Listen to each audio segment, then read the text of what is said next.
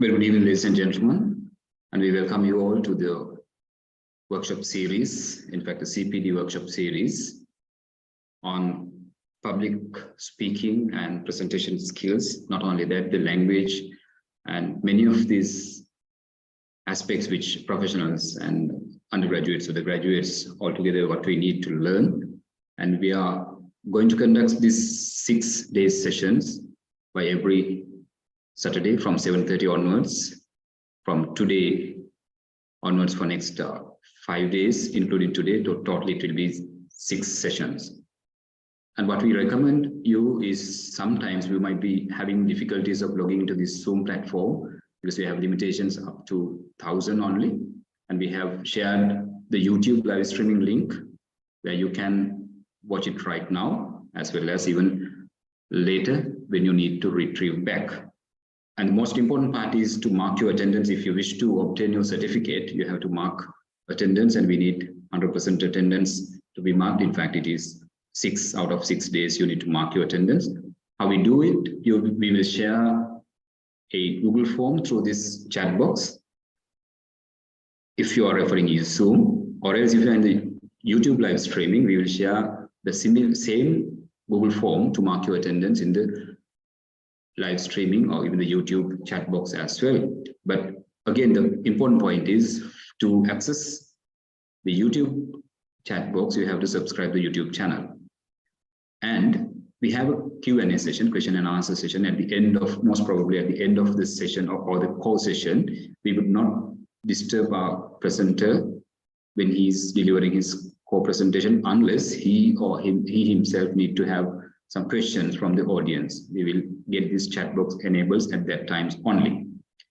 And the chat boxes will be enabled from after the core session, which we technically say Q&A session, where you can shoot your questions through same chat box. And I'm sure that all of you are familiar with how to do it, how to do your hand raise. So we give the opportunity on first in, first serve basis. Through your Zoom, you have to put your hand raise. So this is what hand raising is, and I have done my hand raising. And you try your hand raises at the Q&A session. And until then, we will keep our chat boxes disabled, and you can ask your questions straight away from the presenter, or else you can send your questions to our chat messages, which we have. Obviously you should be in a WhatsApp group, so you can send your messages, or else you can send messages directly to us. සුබ සන්ධ්‍යාවක් සියලු දෙනාටම. මම විශේෂයෙන්ම පිළිගන්න ලැබුණා සියලු දෙනාම අද පළමු දවස් අපේ workshop series එකකට අපි පවත්වන්නේ දවස් 6ක. අද අපේ පළමු දවස. විශේෂයෙන්ම වෘත්තීයවේදීන් සහ ශිෂ්‍යයන් හැටියට වේවා, ඔබ ව්‍යවසායකයෙක් හැටියට වේවා, ලංකාවේ සිටින ඕනම කෙනෙකුට අපි හුඟක් දුරට මේ ඉංග්‍රීසි භාෂාව පිළිබඳ ප්‍රශ්නයක් සහ මගේ භාෂාවෙන් කියොත් අනියත බියකුත් තියෙනවා. අපි අද සම්ප්‍රදායකයාගෙම දැනගමු කොහොමද අපි මේවා මගහරවා ගන්නේ යම්කිසි දුරකට. ඊට පස්ව අපි කොයි වගේ ක්‍රමවේදයන්ද භාවිත කරන්න ඕන මේක සාර්ථක විසරට ගෙනියන්න. මම හිතනවා මේක සියලුම අවස්ථාවලදී ඔබ වෘත්තීයවේදියෙක් වෙන්න පුළුවන්, සාමාන්‍ය පුරවැසියෙක් වෙන්න පුළුවන්, සහ ශිෂ්‍යයෙක් වෙන්න පුළුවන්. ඒ නිසා මේ භාෂාවේ හැසිරවීම, ඒත් එක්ක අපි කතා කරන presentations, business negotiations වගේ හැම දෙයකදීම කොහොමද මේ භාෂාව අනිවැරදි නායකත්ව පසුබිමක් යටතේ කොහොමද හසුරවන්නේ කියන එක තමයි අද අපේ මූලික අරමුණ. මේ දේශන සහ වැඩමුළු අපි 6ක් පවත්වනවා. ඒකේ විශේෂයෙන්ම වැදගත්ම දේ තමයි ඔබගේ පැමිණීම සලකුණු කරන්නත් අපි භාවිත කරන්නේ Google form එකක්. අපි මේක chat box එකට දානවා Zoom platform එකේ නම්. එහෙම නැත්නම් ඔබ Zoom platform එකේ ඉඩ මදි වුණොත් යම් කිසි අවස්ථාවක සමහර අවස්ථාවලදී 1000ක් පමණ අපිට ලබා ගන්න පුළුවන්. Zoom platform එකේදී අපි කරන්නේ YouTube එක හරහා අපි live streaming එකක් මේ වෙලාවේ යොදවලා තියෙනවා. එහිදී chat box එකට අපි ඒ Google form එකම දානවා. නමුත් ඒ තමයි වැදගත්ම දේ තමයි ඔබ chat box එකේ කියන්නේ YouTube එකේ තියෙන chat box එක access කරන්න ඕන නම් ඔබ අනිවාර්යෙන් YouTube channel එක subscribe කරලා තියෙන්න ඕන. ඒතර ඔබට පුළුවන් පැමිණීම සලකුණු කරන්න. ඊට අමතරව අපි Q&A session එක ප්‍රශ්න ඉදිරිපත් කිරීමේ අවස්ථාවක් ලබා දෙනවා. ප්‍රධාන දේශනෙන් අනතුරු අපි ප්‍රධාන දේශකයාට දේශකයා අතරතුර බාධාවක් කිරීමට බලාපොරොත්තු වෙන්නේ නැහැ. විශේෂයෙන් ඔහුට අවශ්‍ය වුණ ඔබ සමග සම්බන්ධ වෙන අපි අවස්ථාවක් ඉතාම කෙටියෙන් ලබා දෙනවා. නමුත් ප්‍රධාන දේශනෙන් අතරතුර අපි chat box එක අපි enable කරන්නේ නැහැ. එහිදී ඔබේ question and answers Q&A session එක අපි chat box එක enable කරනවා. ඊට අමතරව ඔබට ප්‍රශ්න ඉදිරිපත් කරන්න අවශ්‍ය නම් Zoom platform එකේ මම හිතනවා සියලු දෙනාම දන්නවා hand raise option එක කරන්න පුළුවන්. ඊට පස්සේ අපි ඒකෙදී පළමු පැමිණෙන පුද්ගලයාට පළමු අවස්ථාව දෙන ආකාරයට Q&A session එක පැය භාගයකට පමණක් සීමා කරනවා. අපිට තවත් ප්‍රශ්න තියෙනවා නම් අපි recommend කරන්නේ ඔබ සම්බන්ධ වෙලා ඉන්න WhatsApp group එකකට හෝ අපිට ඍජුව සම්බන්ධතාවය ඍජුව තියෙනවා නම් පණිවිඩයක් කියවන්න අපිට අපි ඒක සම්ප්‍රදායකයා හරහා ලබා දෙන්න බලාපොරොත්තු වෙනවා. ඒත් එක්කම ඊටම වැදගත් කාරණේ තමයි අපි අද දේශනේ පටන් ගන්න මුලින්ම අපේ සම්ප්‍රදායකයා කියන්නේ අපේ ඉංජිනේරු සමිනම් සලිම් මහතා කිව්වා මේ දේශනයේ අදාළ presentation එක PDF format එකක් හැටියට අපි ඔබට ලබා දෙනවා කියලා. ඒක නිසා notes තබා ගැනීම වගේ දේවල් අවශ්‍ය වෙන්නේ නැහැ. හොඳ අවධානයකින් මේකට සම්බන්ධ වෙන්න කියන එක තමයි අපේ ඉල්ලීම. With that remark, ladies and gentlemen, thank you very much for being with us for the first day of the 6 days workshop series. And let me introduce our presenter today. And we have a very special person to start the whole session today. He's namely Zamin Salim, engineer. He's an engineer by profession, and we are pleased to welcome our expert speaker for today's session, who will be discussing on the topics of public speaking anxiety over the next hour and a half, most probably. Our speaker will address several important questions, including why public speaking can be daunting, whether anyone can learn to speak confidentially in public, what constitutes a successful speaker, and how to create a speech that is both impactful and memorable. Our speaker today is Zamin Salim, a highly accomplished chartered engineer and a member of Institute of Engineers Sri Lanka with 38 years, let me highlight 38 years, which is pretty much of my age of experience at Sri Lanka Telecom. Zamin has developed expertise in a range of areas, including inventory management, market development, corporate sales, and talent development, which is most important for me in person. Since his retirement, Zamin has dedicated much of his time to Toastmasters. I'm sure many of you are aware of what Toastmasters is, where he serves as a charter member of ISL Toastmasters Club, which I can proudly say I'm privileged to be a member of that particular club. Zamin is also a distinguished Toastmaster. Distinguished Toastmaster we call DTM, which is the highest accolade a Toastmaster can earn, a certified mind mapping practitioner, a trained breakthrough thinker, and a certified world-class speaking coach.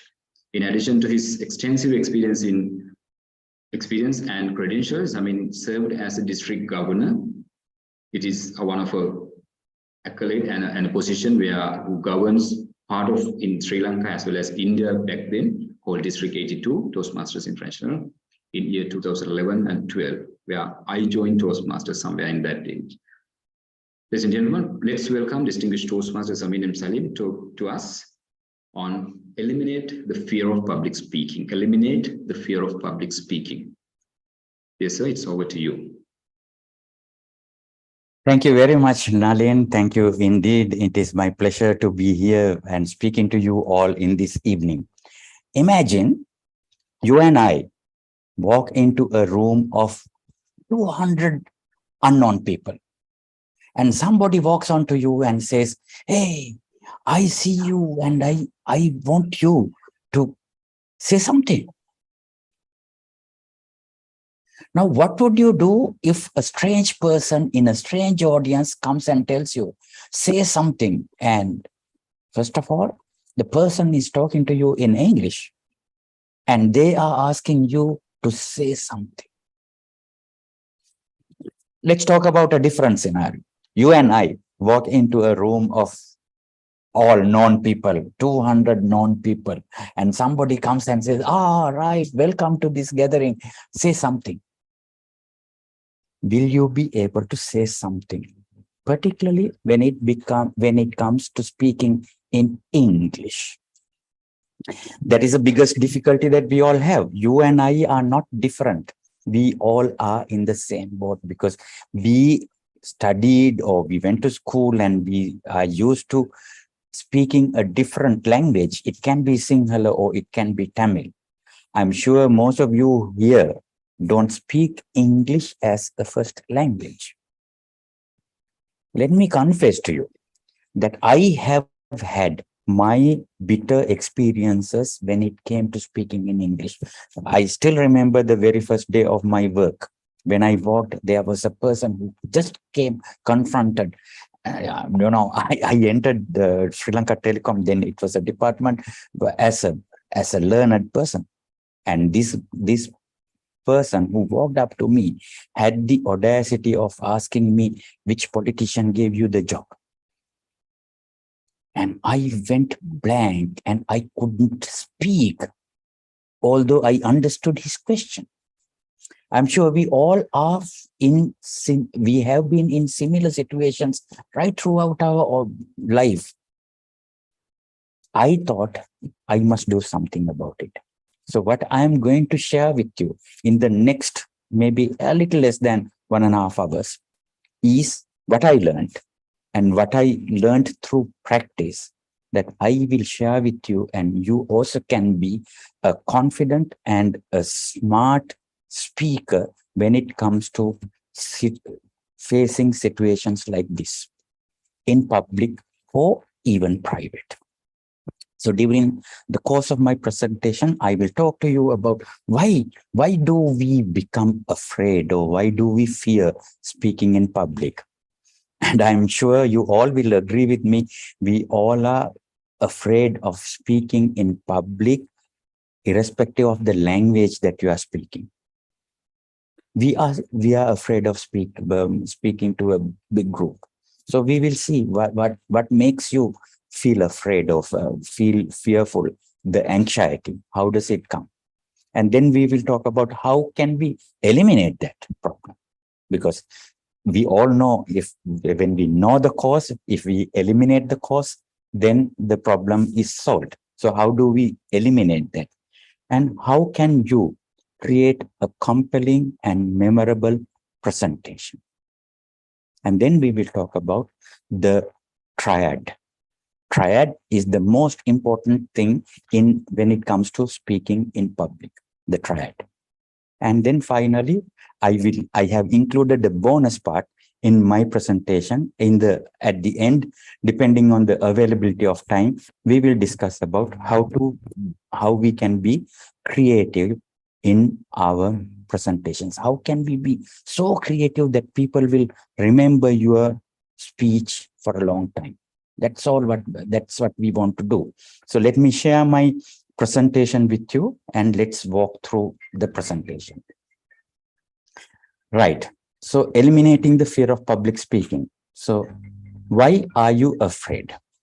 If I ask that question from you, why you are afraid, what comes to your mind? Are you afraid? Or is it fear or something else that prevents you from speaking to an audience? Now, when I talk about speaking to an audience, I'm not only talking about going on a stage and standing behind a lectern or a microphone and speaking to a large gathering. Not only that, sometimes you get petrified and so afraid, even when you speak to a person one to one, because of this language limitation we all have. The main reason of being afraid is, number one, is the fear of judgment. We are worried whether the other person will judge me. Will I make a mistake in the language? Is my presentation not right? Is there something wrong in my clothing? Or is there something in the way I project? All these problems come to your mind like a torrent of thoughts, which blocks you in speaking. Now, I'm sure you all will agree with me, not that we don't know English, we know the language. We know the language, we can read, we can write, we can understand. But when it comes to speaking, we all have this issue. The number one reason for fear is fear of judgment. One of the most common reasons for public speaking anxiety is the fear of being judged or evaluated by others. Now, this evaluation, in the latter part of my presentation, I will talk about how we can convert it to a positive thing. right? So this fear can manifest in variety of ways, such as the fear of making mistakes, being criticized, or even being rejected or intentionally or excluded. And we say in Sinhala, if I say, "Konkaranawa," "Mama meka kiwwot kon veida." So that sort of a thing. So that is the number one fear that prevents us in speaking to an audience. So that is the number one fear. What is the number one? Number two. Number two, this is, although it is number two, it's as important as the first one. Like the fear, if you lack the experience, if you are not used to speaking if before an audience, then you will naturally have that anxiety. Or if you are not prepared to make the presentation, you will naturally have the anxiety, because your mind tells you, if you are not prepared, your mind tells you, oh, you are not prepared to do this. So how can you do? That is something that your conscience will know. And your experience, if you are not used to doing this, and you will have the problem. Now, it's this problem, this fear, we say, in general terms, we say it is the stage fright. The stage fright doesn't come only to speakers. It even happens to the accomplished singers. I have met a lot of famous singers, but they always say, when I get into the stage, I have the fear whether I will fail, whether my audience will like my songs. It can be a singer, it can be a musician, it can be a speaker, or even a sports person. Imagine a cricketer. He goes as the opening batsman to the field. Do you think what we see is, he is going very confidently, he is taking the bat and he is shaking the bat and walking into the field. But if you can go deep into his mind, he is in lot of nervousness. He is worried whether I'll be able to face this bowler. Will I get out from the first ball? Or will I be able to score what is needed to my team? So all these problems will be there. So the anxiety or the fear is there to everyone. But the cricketers, the sportsmen, the athletes, or the speakers or the musicians, what we see, they go and perform so well because they have practiced and they have gained experience. Now, I am speaking to you today because I have practiced the art of speaking to public for at least for the last 19 years. I joined the wonderful organization called Toastmasters 19 years ago. Ever since, I have fallen in love with speaking to public. And I gained experience. Because of that experience, I can talk to you. I will talk about Toastmasters a little bit later. So without the necessary knowledge, skills, or practice, you will feel unprepared and you will feel vulnerable to making mistakes and looking foolish in front of others. It's quite natural. So the number one is being afraid of being judgmental and lack of experience. And this one is the social anxiety. In short, if I say, these are our learned behaviors. Now, if you look at a child, little child, maybe, of course, newborn children, they are so naive and they are so fragile. But let's say a child who is about 1.5 years old, they begin to walk, they are beginning to talk. They don't have any intimidation about themselves, because they by instinct, they want to stand up and walk. By instinct, they want to listen to us and they want to speak. And they do it by instinct. And that is how you and I, we all have learned to speak, walk, run, and all that. But at the same time, we learn certain behaviors from the others around us. Probably most of us get into this problem of social anxiety when we go to school, because the school is the place where you get very judgmental. The teachers judge you. The peer students judge you. The others, they judge you. They say, you can't do this. Wow, is this a beautiful picture? No, what do you do? All these things. So then when that happens, we learn certain behaviors. Your mind gets conditioned to a situation where you yourself think, I cannot do it. I cannot do it. So this happens to most of us. The school, although we go to learn, and we are in our the current situation because we went to school and we learned, and then after that we went to university, or we followed whatever the course that we followed, or whatever, we are in that because of the learning. But sometimes school is not a good place also too, because it gives you, it teaches you some undesirable behaviors. A little child, before going to school, they are very forward. They come forward. You ask them to, can you sing a song? They will come and sing a song. Twinkle, twinkle, little star. They have no fear.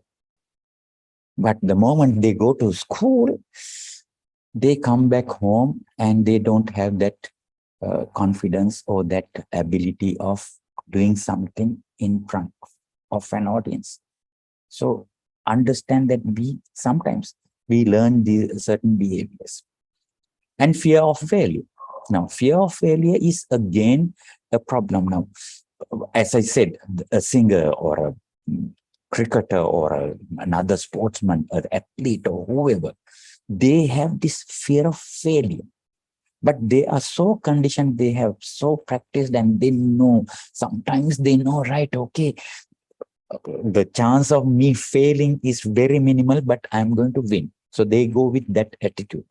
So when you get up to speak to a gathering or even to one person, maybe your boss, maybe your colleague, maybe your peer, whoever it is, when you go to stand up to speak, the fear of failure will what I say, will it be taken positively or will it have a bad effect on me? Will I fail in my message? So these worries will keep you from speaking well. And of course, these are physical symptoms, like, many people, when they get onto stage, they start sweating in their palms, and I have seen people, they profusely sweat, and their clothing simply gets drenched in the sweat, the trembling, feeling the raising of the heart, and all these things can happen. But with proper guidance, you can eliminate those, because these are things that can cause fear. So public speaking anxiety is a common experience. It happens to everyone. Now, don't think that you are the only one who is feeling that anxiety. Everyone, you, me, any star speaker or any athlete, any singer, everybody has that public speaking anxiety. In other words, the stage fright. It's a common experience that can affect everyone, regardless of their background, experience, or level of expertise. However, with practice, preparation, and support, individuals can learn to manage their anxiety and become more confident and effective public speakers. Now, the best example I can give you is, most of you are seeing me for the first time. Now, me getting ready for this presentation was a nerve-wracking experience, because I'm talking to a group of unknown people. Most of them, I don't know you personally, and I'm doing it on a virtual platform. Will I succeed? Will I be able to deliver my message? But all these problems came into my mind. But with practice, preparation, and thinking positively, I am able to deliver this presentation. So it's quite natural. Don't think that you are the only person who is having this. No, it is not. It is a total fallacy.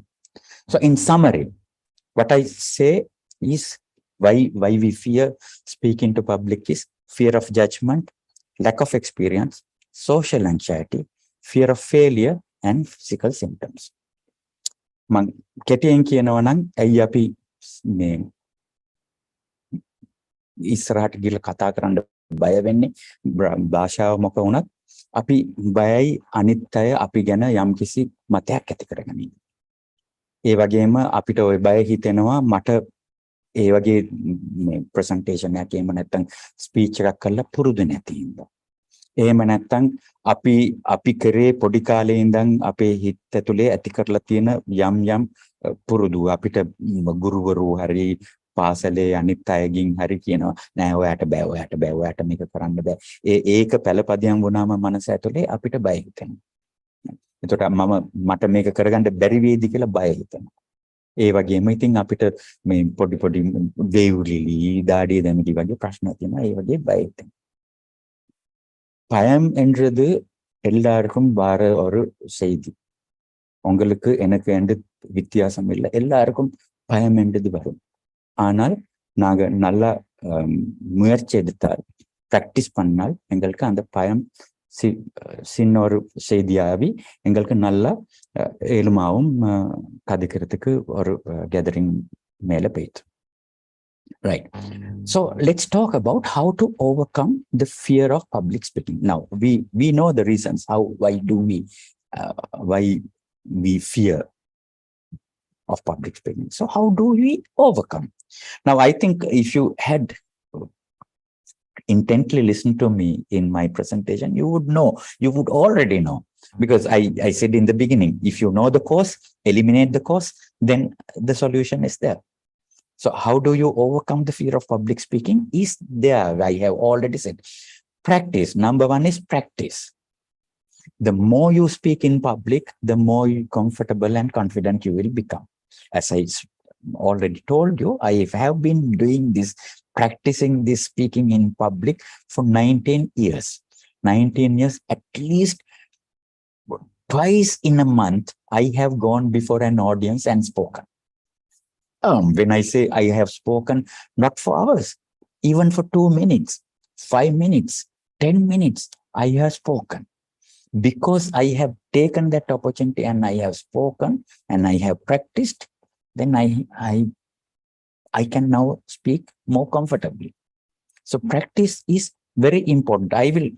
Later I will share with you some secrets in practicing that I wouldn't call them secrets, but mostly unknown facts, how you practice. So I will discuss with you. But the first thing to eliminate fear in public speaking is practicing. The more you speak, the comfortable and confident you become. And consider finding opportunities to speak in front of small groups, or try recording yourself and watching the playback to identify areas for improvement. Now here, what I talk about a small group of people is the ideal situation will be Toastmasters. Now Toastmasters are small groups. Now I am a member of IESL Toastmasters, and engineer Nalin, who introduced me, he is also a member of IESL Toastmasters. So we are a very close-knit, thick friends. So we come and speak in front of our friends, because in front of our friends, we can quite naturally speak and we improve ourselves. We go doing it at least once in 2 weeks. We go to that meeting, sit for 2 hours and watch other people speaking, and you take an opportunity and go speak. And that is how we improve. Recording yourself and watching can be a little bit not productive, because you are speaking to a camera and you are recording it and you are watching it back again. So sometimes it's difficult for you to realize the mistakes that you had done, because we always think, no, when we do something, we think, right, I am the most perfect person, so what I did was perfect. So I may not be able to look at the nitty-gritties and the details of how I can improve. So the best form is going and speaking before an audience, before a small group. Recording yourself is also can be a good thing if you are very critical about yourself. More of that will come later. And knowing your material. Now, what do you speak about? Now, today I am speaking to you about how to eliminate fear in public speaking and how to create a speech and how to deliver a compelling speech. All this because I know the material. And you may be an expert in some areas, maybe engineering or any whatever the field you are in. So if you want to speak, you must know the material. Now, I can't come in front of an audience like this and talk about rocket science because I am not a rocket scientist. I can't talk about a chemical process of a nuclear plant. No, I don't know anything about. I don't know a damn thing about a nuclear plant. So how can I talk? So I can talk only about the material, a subject that I know very well about. So knowing your material is also one element of getting over your anxiety of public speaking, right? So being well prepared and knowledgeable about your topic can help you feel more confident when speaking. Never ever try to speak about a subject that you don't know about. And it can be a technical subject that you are an expert of, or even a hobby. Now, one of my hobbies is making mechanical watches. So I can talk about watches for a long time because I have been doing it for so many years, and I believe that I know most about these mechanical watches. That has been my passion. So I can talk about that. So it can be your hobby or your profession or whatever, but you should know the material. So even if you know the material before doing, research your topic thoroughly and have a clear outline or structure in mind to help you stay focused and organized. And I am using these presentation slides for me to keep myself organized. Because if I researched the subject and I practiced and I prepared, but at the same time, I'm keeping these slides to one thing is to share with you and also to keep me in track with the presentation. Otherwise, there can be situations where I get too excited and I will go off tangent, which shouldn't happen because we are talking about a very limited time. So knowing your material and keeping focused and organized is another key to being confident in speaking. And this is a very important thing. Visualize success.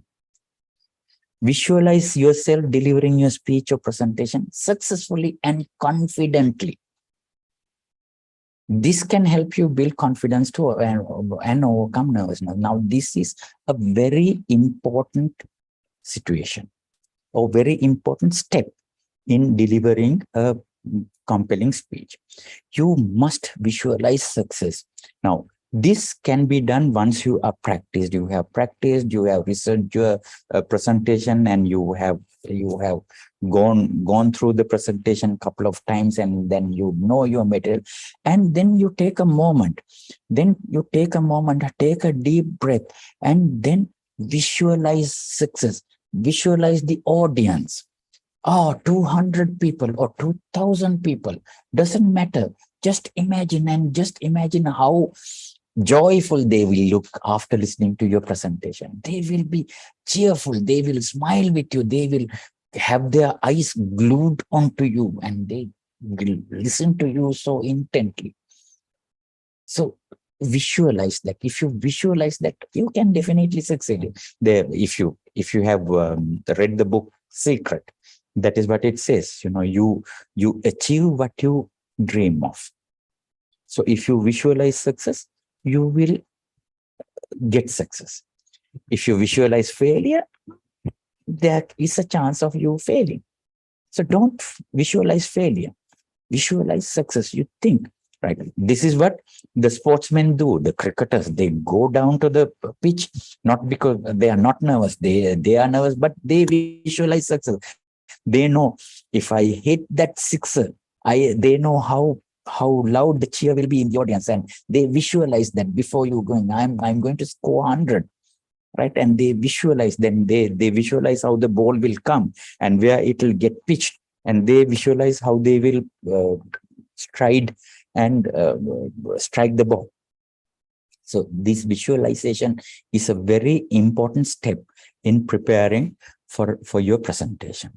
Whether you are doing a monthly, regular office presentation, I'm sure most of you will be doing, most of your students, you will be doing your presentations to your lecturers or your instructors or your whoever your coaches. Before doing it, practice and then visualize. Okay, this is how my lecturer is going to look at me, and this is how he's going to praise. So if it happens, that is good. Or otherwise, because you have visualized it, you are definitely going to achieve success. And this is again another important factor. Focus on the audience. Never focus on your nervousness, because if you focus about yourself, then the problem, I'm nervous, I'm sweating, and if you do that, then you are never going to get out of it. But if now I am sitting in front of my laptop, looking at my camera and visualizing over 300 or 400, I don't know how many numbers now at the moment. I cannot see that number in my screen, but it's 700. It's over 700 now. Oh, yes. So I'm visualizing that number of people glued at their computer and looking at me, right? And I'm focusing on you. I'm not focusing on me. Maybe I'm sweating or I'm be feeling, but no, because I have something to share with you. I'm sharing my knowledge with you so that you will be able to become a better speaker than myself, a better person in the society. You will be able to serve better to the society and our country after listening to my presentation, so that my focus is there on you. So remember, when you are speaking to an audience, the audience is there to learn something from you, and your duty is to give that to them. So as long as you think that they are there to listen to me and get something from me, and they never want you to fail. Now, I'm sure the 700 plus of you who are listening to me now, you are not thinking, oh, I wish that he does a boring subject. Oh, I wish that he makes us fall asleep. I'm sure none of you are thinking that way. You all want to be engaged with me and listen to me, so that your time is going to be spent productively. So if I focus on you that way, then you can avoid that fear, and that is how you do it. And using humor. Now, using humor is can be very tricky thing. Now, humor, we all know, there are various types of humor. There are various types of humor. You can use humor, but it's a very complex subject. What type of humor you are using and all that. But humor definitely is a very powerful tool, mainly to break the ice with an audience when you try to engage with an audience. I remember a story that there was this person in the office. He goes to his boss and says, now I have to do this presentation. How do I, they say that open with humor. How do I open with a humor? So the boss says, okay, you can think of a joke and you can open with a humor. So he goes to one of his colleagues and asks, now, my boss also wants me to start with humor. How do I start? So his colleague says, just put a picture of your payslip. People will laugh. So that type of a humor, it's quite relevant, and everybody would understand. Okay, I can understand if somebody puts a picture of your payslip, people are talking about taxes and all these things. So it's definitely a humorous thing. And so using humor can be very subtle, and you have to use it appropriately so that you don't offend someone. So knowing your audience, I will come to knowing your audience later, but Knowing your audience and using appropriate humor is very important. Sometimes this blue humor might work among colleagues, among friends, but never to a general audience. So when you are talking with a general audience, never ever use blue humor or passing remarks on some other people. But humor, you can pass remarks about yourself because you are joking about yourself. You can talk about, look how my beard is gray. This became gray not because I am old. No, so things like that you can say because you are talking about yourself. You are not talking about anybody else. So you can bring humor in a subtle way so that you can break the gap between the audience and yourself and make a good connection. So that is also one technique that you can use. Taking a deep breath. Taking a deep breath is the best thing you must do to calm yourself. Now, before I started this presentation, that is exactly what I did. When Nalin was introducing me, I took a couple of deep breaths. So when you take a deep breath, what happens is your body oxygen level raises and it calms you down. The nerves will simply, you will feel when you take a couple of deep breaths that it will definitely calm you down. And deep breathe before you do a presentation, that definitely will calm down and come before the audience. Smile with them. Smiling is the best connection that you can establish with a set of audience. You smile. When you smile, they will smile in return, and that makes that very strong bond between you and your audience. So take deep breaths and smile, and you can establish the connection with your audience. Now, this is the key for you to learn. Now, I talked about Toastmasters. Now, I go to Toastmasters meetings and I do my speeches. Now, I don't do my speech and just sit down. I would wait until my friends give me feedback, because feedback is the medicine that I get from my friends for me to improve. And in a Toastmasters club, and we do it in a very friendly manner that you don't get offended, because we don't criticize the other person. We never ever criticize the other person. We only give positive and reinforcing evaluations. We tell, I'm sure, if you come to our Toastmasters club, you yourself can observe it. You go to any Toastmasters club, you will observe that somebody will deliver a speech, and after the speech is done, towards the latter part of the meeting, a person, one among them, will stand up and give an evaluation about the speech. And it will be so positive that the speaker will wait until he cannot wait until he does the next speech, because it is so positive and so encouraging. They will tell you, okay, you improve your presentation by doing this, making eye contact, or bringing some humor, bringing some other elements which I will discuss with you later on. So that positive evaluation is where you grow. So when you do presentations, you look for feedback. Ask a friend. I'm sure if I speak to a audience like this, more than 700 participants, everyone will not be able to give me feedback. But if at least 10 people gives me feedback, this is what I liked in your presentation, and this is how I feel that you can improve, I would be delighted. And because it will definitely help me in doing my next presentation better than today's. So the improvement is a continuous process, and it is because of feedback. If there are electrical and electronic engineers, you will understand how the feedback can help any system to stabilize. Since I am an electronics and telecommunication engineer, I know feedback is an important element in any system which will make the system stable.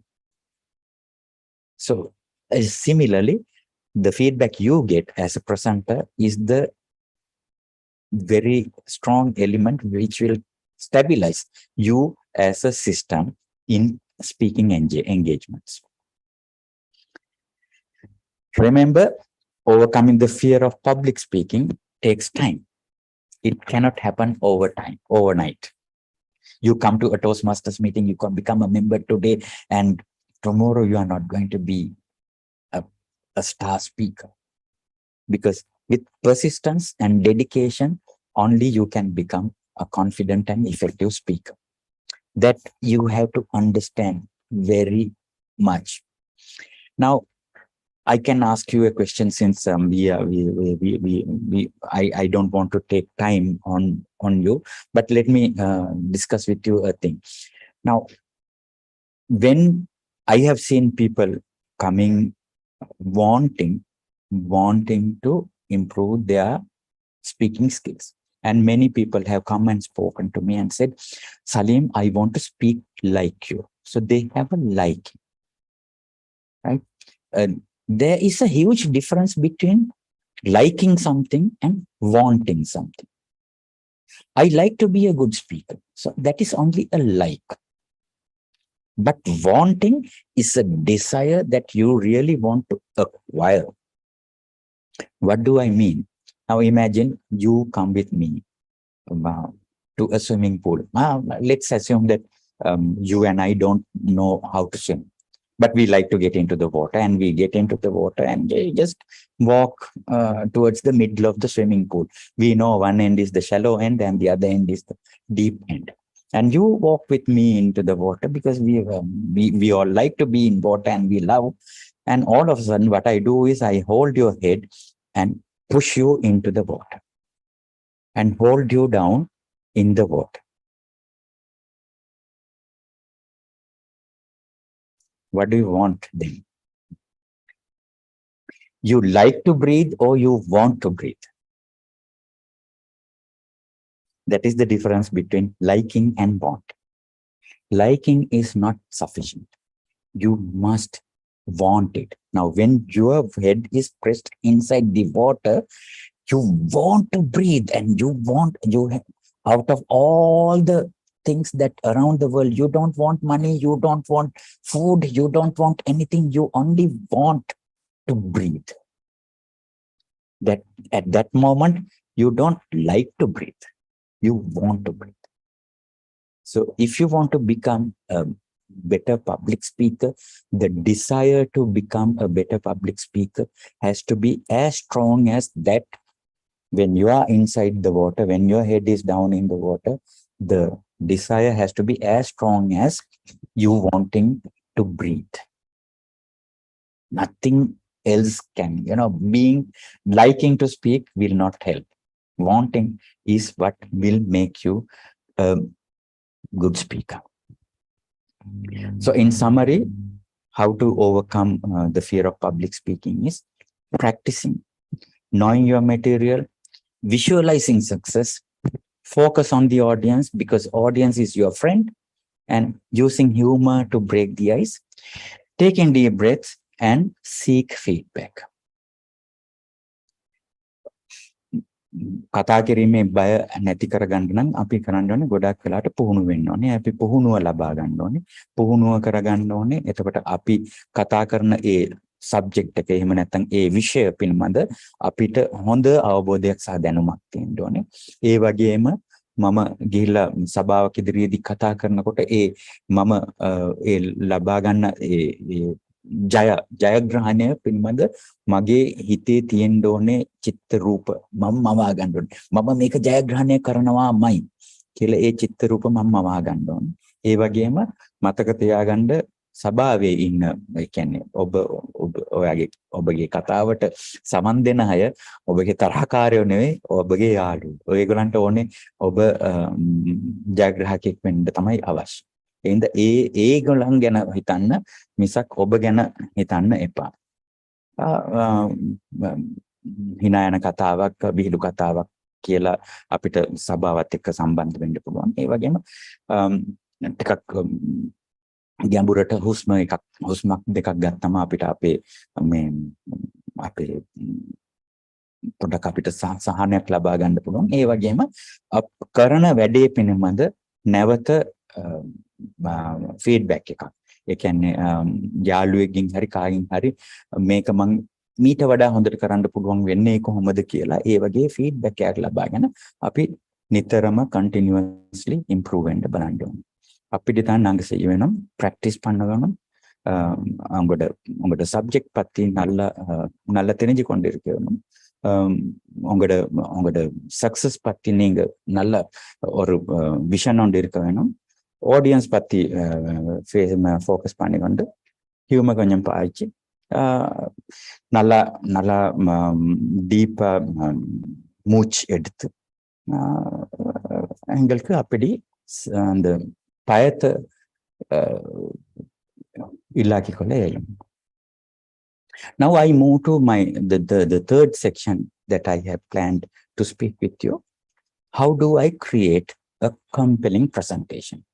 Now I am not talking about just a presentation, a compelling presentation. What is a compelling presentation? A compelling presentation is something that you do it such a way, after listening to you, the audience is going to talk about you and your presentation for some length of time. Oh, they are going to meet you after 2 years and say, oh, I was there when you did that presentation and that was so compelling, I still remember.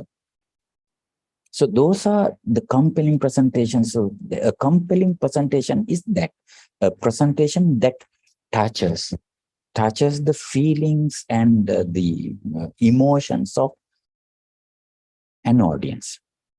Because a presentation, we have been, I know it's not very uncommon for you and me to recall our school teachers. Sometimes some school teachers, some lecturers in the universities, or some presentations that you have been to. Sometimes don't you feel that I came and wasted my time? So that is because that presentation or that lecture was not compelling. It did not attract my attention.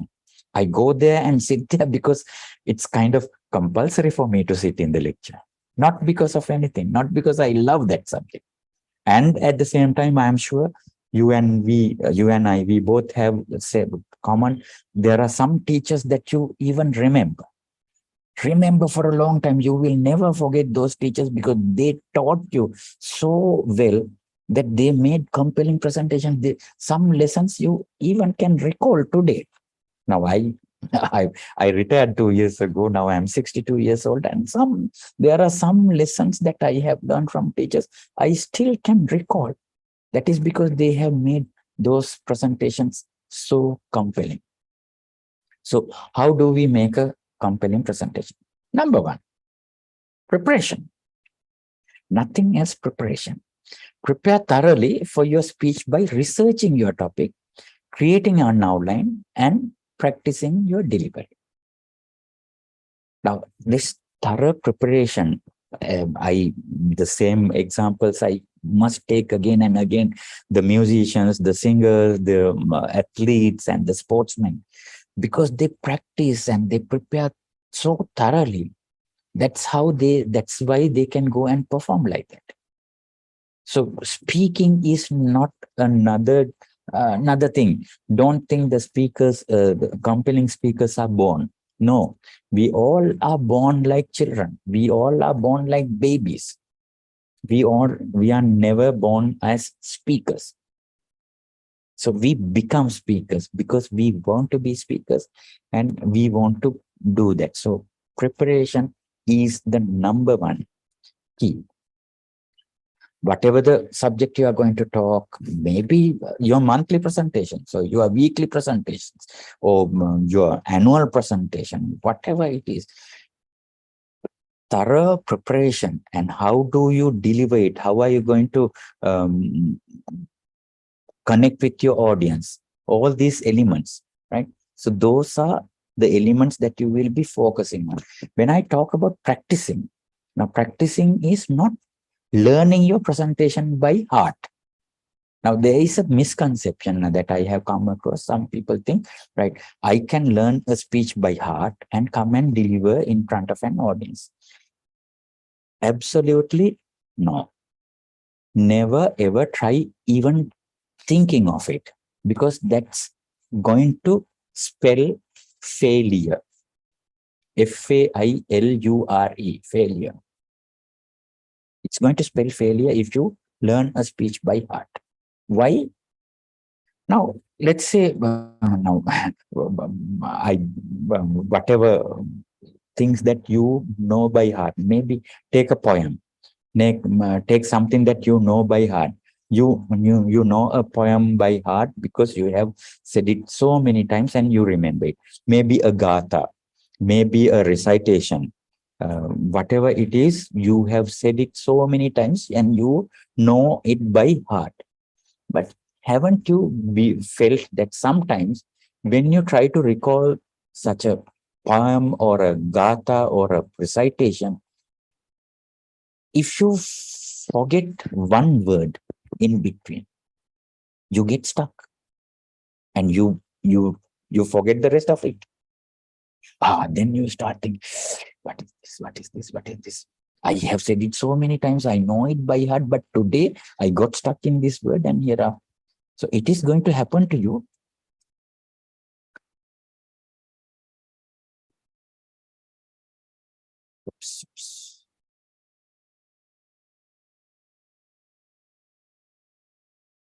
It's going to happen to you if you learn a speech by heart. So it is going to happen to you. Never ever learn a speech by heart, but go through that presentation quite several times and remember the points, how you are going to deliver an outline. It is okay to have a piece of note in your hand. If you feel that you might forget the points, you can write down a few points. Now here in a small piece of paper, I have written down some points in addition to the presentations I am doing on screen, because that helps me to remember. Because everybody is not having a great memory capacity. No, not everybody. We are all human beings, and there we tend to forget. So therefore, practice, but practice and know your structure, and you know what I'm going to say the next and next and next. Keep practicing, and you will know. So it's not the same words that you are going to say, but the point you are covering. So that is what is important in preparation. And then knowing your audience. Understand what is the audience. Now, before I came today, in fact, Nalin, engineer Nalin invited to me to do this presentation more than a month ago. More than a month ago. So that is the time that he gave me to prepare for this presentation. This is not an overnight presentation. I didn't prepare for this overnight. From the day that he told me, I was thinking of when I was structuring and I was doing my research and I was trying to give it to you, because I asked them who are going to be in the audience. Who are there? Who are they? Are they school leavers? Are they older people, or are they? So I have an understanding about you. So my presentation is maybe I cannot focus on in each individual, but in general, my presentation is focused on a general audience, professionals, educated people, university students of that caliber. So know your audience. If you want to make a presentation beforehand, you have to know and you have to understand. Nalin, you invited me about 1.5 months ago, I believe. Of course, yes, yes. Yeah. So that is the time that he gave me. No, he just didn't call me yesterday and say, Salim, come and do this presentation. No, if he had said, I would have done this presentation, but I would be a total and utter failure because I have no time to prepare. Reminds me of Mark Twain. Mark Twain once said, right? If you want me to speak for 5 minutes, give me 3 months notice.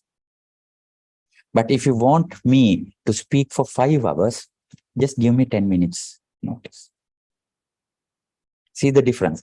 If you want to confine or condense your ideas into a limited period of time, you got to prepare. If I have 5 hours or 10 hours, then even yesterday, calling me yesterday, I would come, and because 10 hours and 5 hours is just you come and jabbers at some things. So there will be no substance. But if I want to deliver substance, I need adequate notice and I need that length of time to prepare. So knowing your audience is that, so understand the audience and make your presentation that would appeal to the audience. And choose a clear, concise message. You cannot be covering everything in one presentation. You can't cover. Now, today, my presentation is based on anxiety of public speaking and how you overcome it and how you make a compelling presentation. So these are the 3 elements in my presentation today. So I made it. So that is why I am given 1.5 hours, because that is basically 3 different areas, right?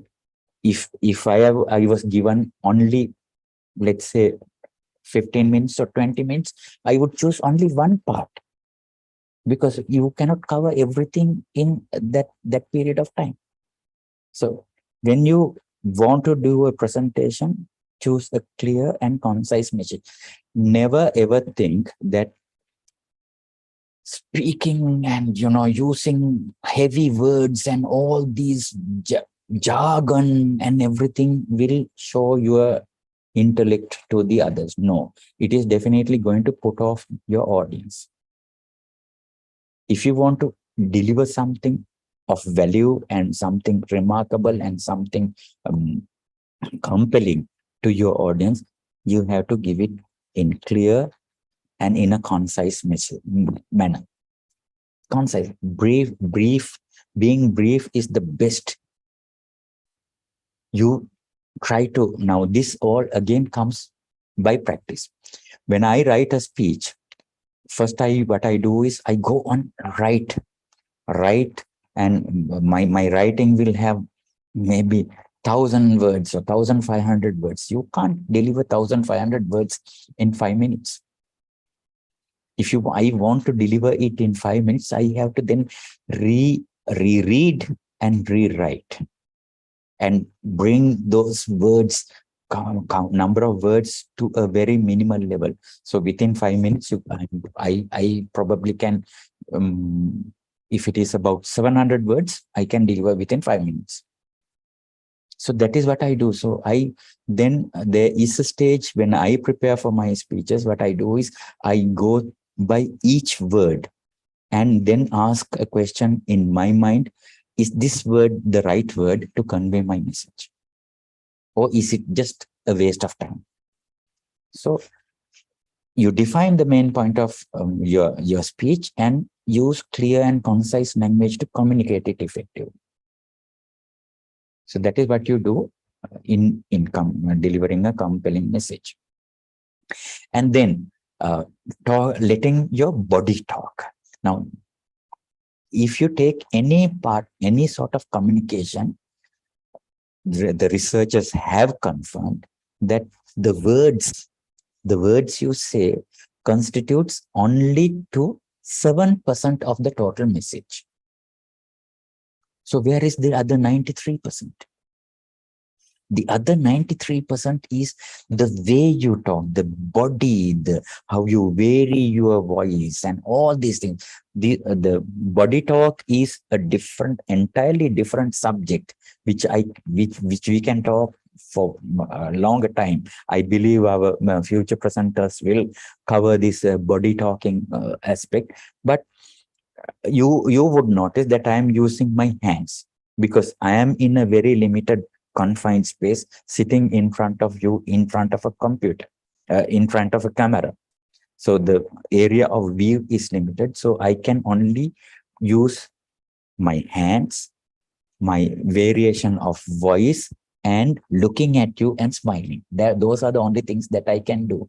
But if you would see me on a stage, I will do more elaborate body talk because it's my non-verbal cues, which will carry my message to you.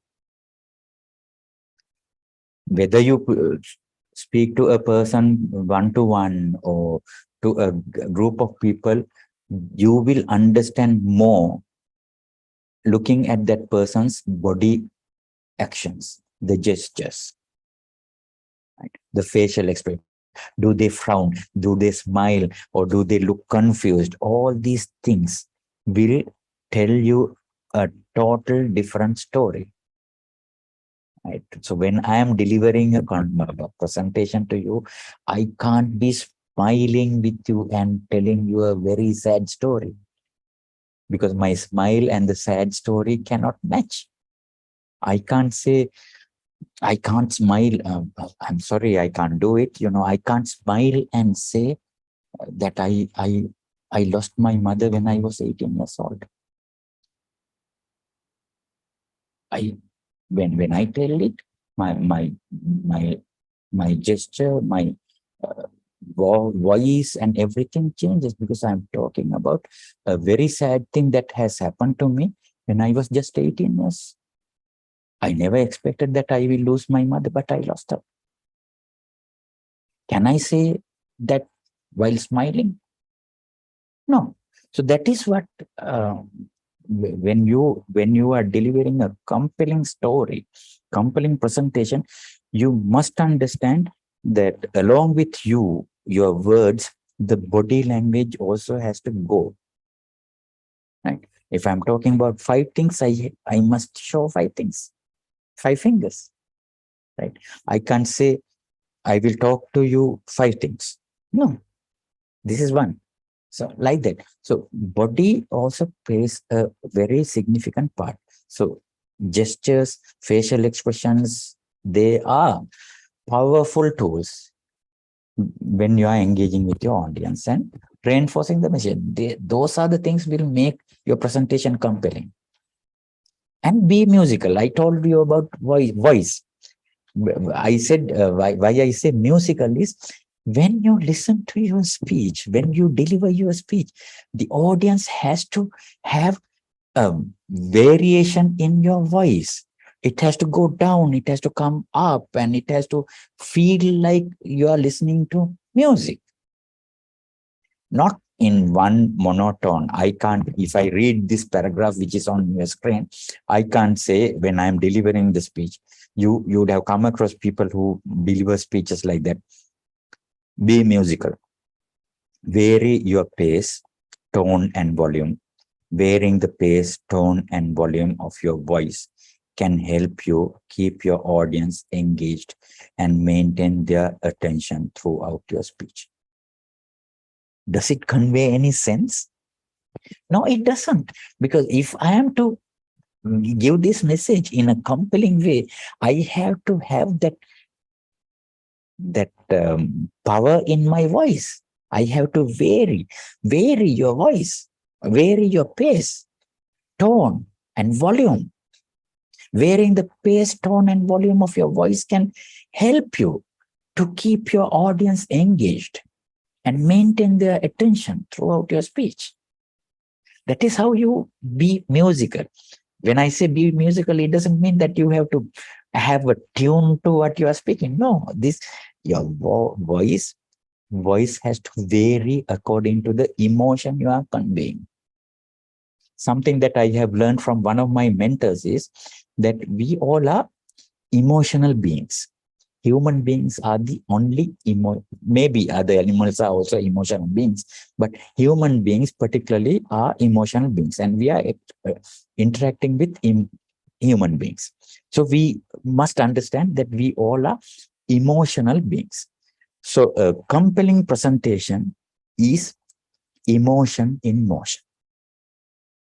A compelling presentation is emotion in motion. You have to hone into or delve into your audience's emotions. My emotions has to be felt by the audience through my body language and my voice. And that is how you deliver a compelling presentation.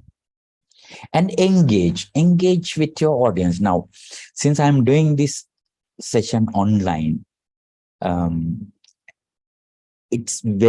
I have very limited ability of engaging with you. In fact, I could have I could have asked you to raise your hand and or show a heart symbol, or all these things I could have done.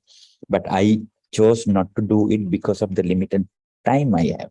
But if I was doing this on a stage, I would definitely engage with the audience. I will ask you a question. I will interact with you. I will ask somebody's name and ask where they are from, and I will associate the city they are coming from with them. And engagement is like that. And also you can use eye contact. Now here I am only looking at my camera and speaking with you, so that you will feel that I am speaking to you.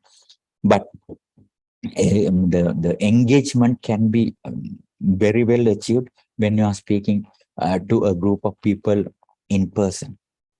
And you can tell stories, you can use humor, and there are very many ways that you can engage with your audience. So this is another technique of delivering a compelling presentation. And rehearsal. The rehearsal is the most important thing. You must rehearse your presentation, because you have to worry about your timing. You have to understand whether all aspects are covered, and do you have enough time to do all these things. So that is rehearsing. So rehearsing is very important. Rehearse your speech several times before delivering it to help you become more comfortable and confident in your delivery. And don't forget a dress rehearsal. And this is sometimes some presenters, they miss out. Why I say dress rehearsal is, if I come before an audience, right, if I rehearse without wearing the attire that I am wearing, I wouldn't know whether it will be comfortable enough for me to present.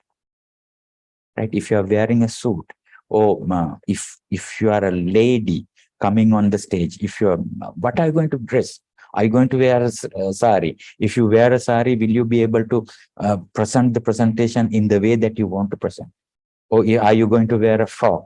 Or are you going to, what sort of jewelry are you going to? So dress rehearsal is very important for you to understand how your dress will not interfere with your presentation. I have seen very many times people coming on stage. They are known to do compelling presentations, but they come and their clothing, their dress comes in between themselves and their presentation, and it diminishes the value of your presentation. So when you are rehearsing, don't forget a dress rehearsal. Wear whatever you are going to wear. Sometimes you may be wearing your favorite pair of shoes. And how do you know whether the shoes will be comfortable for you to stand on stage? You would not know unless you do a dress rehearsal. So don't forget that part. And be yourself. Be yourself. Authenticity is the key when it comes to public speaking. Be yourself. Don't try to imitate others, or don't try to get a different accent. I have seen people who kind of try to imitate. Particularly when I am speaking in English, I want to bring that English accent so that I can be sounded like Sudha speaking white guy. No, it's unnecessary, because when you do that, if you're trying to do that, bring your kind of a particular style into you, induce yourself, audience is going to definitely be distant from you, because they understand that it is not authentic you. So never imitate. Be yourself. Be your natural self. Use your normal voice. Use your vocal variety, and don't try to imitate somebody. Right? So that is very important. So in summary, how do you deliver a compelling presentation is: prepare, know your audience, Make a concise message. Let the body talk. Be musical, that is vocal variety. Engage with the audience. Rehearse and be yourself. සාරාංශයක් වශයෙන් කියනවා නම්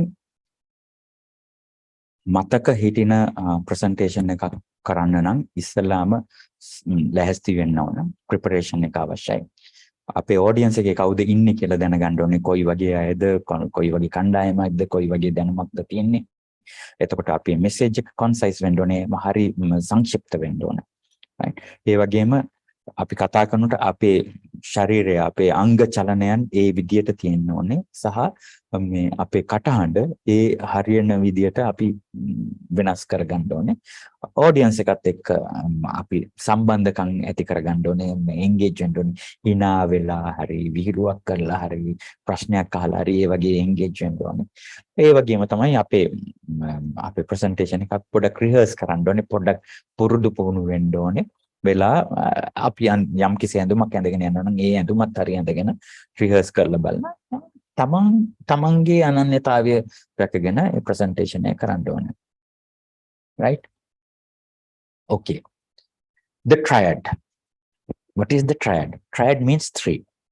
In a presentation, in any presentation, there are only 3 important elements. Every presentation. Now, when I say a presentation, remember, even a movie that you go to see is a presentation. The movie maker is making a presentation to you, and you are sitting on your chair and you are watching that movie and enjoying, but that is a presentation. Whatever it is, those are all presentations. So all these compelling presentations have this 3, the triad. What are those? Speaking structure. Structure of the speech has only 3 elements: the opening, the body, and the conclusion. And in Toastmasters, we say that is our mantra. We always, you ask any Toastmaster, they will say, right, a good speech must have a good opening, a body, and a conclusion. They will say. So this is the eternal truth in a compelling presentation. The opening, the body, and conclusion. What is this? What does this mean? The opening. Opening is where you first utter you contact with your audience for the first time. That is the opening. So the opening sets the stage for your speech and includes a hook to grab the audience's attention. Now, don't get worried about the hook. The hook is, how you keep them attracted to you right throughout the message, right? Whether you felt it or not, the part of the introduction that Nalin made to introduce me to the presentation was setting the stage for my speech, my presentation. So he set the stage, he conditioned you by what you can expect in this presentation, also by talking about myself, because most of you have never seen me and you don't know me, and how would you trust me on this presentation? So that is an important thing. So he made that introduction because he wants to set the stage for me to do this presentation. And I started by telling you, right, I have 4 things to discuss with you today. And if we have time, I will give you a bonus item also. So that was my hook. So an opening of a speech is very important. Just think of your favorite movie. Why did you watch that movie from the beginning to end? That is because the opening was that good. Opening kept you intrigued. It kept you engaged. It kept you your curiosity. You wanted to know what is going to happen next. So that opening, it's very important, and understand that. And in the opening, you generally summarize your overall message. So that is what you do. And then the body. And body is where all these rich things happen. If you look at me, if you have come and personally seen me, you would see that I have kind of a huge body, because that is where everything is. No, I'm just joking. So a body is where all the substance lies. your important aspects, what you want to say, your range, sportsman's, and the support material that you want to give, and how are you going to support what you are going to say. Is it through research or all these things? All these things are in the body. So body is main, the flesh of a speech. You don't want a skinny thing, you need that flesh in your speech. So the body has this flesh. And then finally the conclusion is what ties everything together, restates the main points in your speech, and provides a memorable closing that leaves a lasting impression in your audience. So the conclusion is as also very important. Again, coming back to the movie story, look at your movie. Why do you remember the movie so much? Because you never expected that ending to happen, right? So because that ending was so good, it has created a lasting impression on you. You remember that movie. So your speech is also like that. The ending is very important. Right. I think we have about 10 minutes for me to give you the bonus. When you do get yourself into speaking, exercise creativity, because it's the most difficult thing. I believe none of us in this audience are native English speakers. We don't speak English as our first language. English is either our second language or the third language, right? So it can be a bit difficult for us to be creative. So the best way to be creative, can you remember I told you, your message has to be concise, very narrowed down, so it should have a cream, because in today's world, people don't want to spend long times and listen to you at length.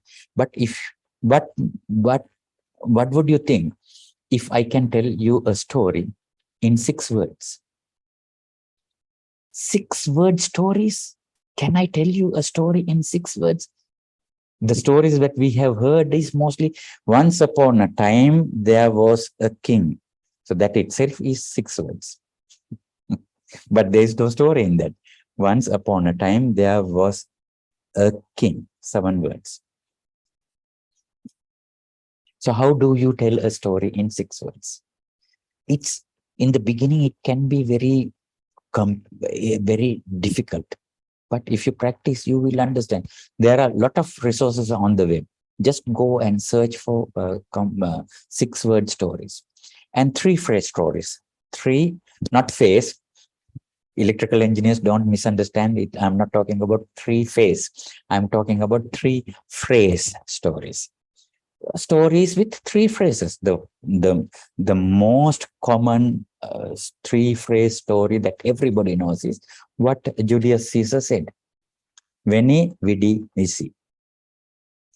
I came, I saw, I conquered. That's what he said when he invaded Rome, right? So veni, vidi, vici. So that is in Latin, or I don't know which language it is. But in English, it is I came, I saw, I conquered. And after this 3-phrase story has become so popular, after that, many people, including some US presidents, have used this 3-phrase so effectively. They have, I can remember it was one, she was the Secretary of State, Hillary Clinton, who talked about Saddam Hussein when he was killed. We came, we saw, he died. 3 phrases. Right? So by trying to engage on them, by trying to read them, will improve your creativity. And read some poems. Poems are the best way to improve your creativity. Read some poems and write yourself. There are very simple forms of poems. If you do, that is how you can improve your creativity. When you improve your creativity, you come across a lot of great words which can convey a meaning just by using one word, rather than saying a lot of words. I have an enormous task in front of me, rather than saying I have a very difficult task in front of me. The word itself conveys the message, right? So let me give the most famous six-word story for you to understand. And this was done by Ernest Hemingway. Right? Ernest Hemingway was a very popular person who has written a lot of literature, and there are a lot of works on him. And Ernest Hemingway has written a lot of compelling short stories. Right? If you are interested in the world literature, you would have come across Ernest Hemingway. So this was a bet that he made. Right? A famous six-word story created by the great Ernest Hemingway, written while Hemingway was out at a restaurant with a group of friends. He bet them $10 that he could create a story only in 6 words, and then wrote the sentence on a napkin. Of course, that meant he ended up winning the bet. And what was this 6-word story?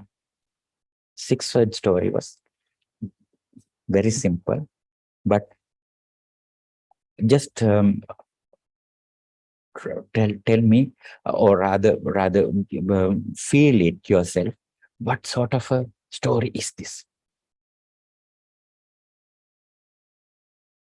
For sale, baby shoes never worn.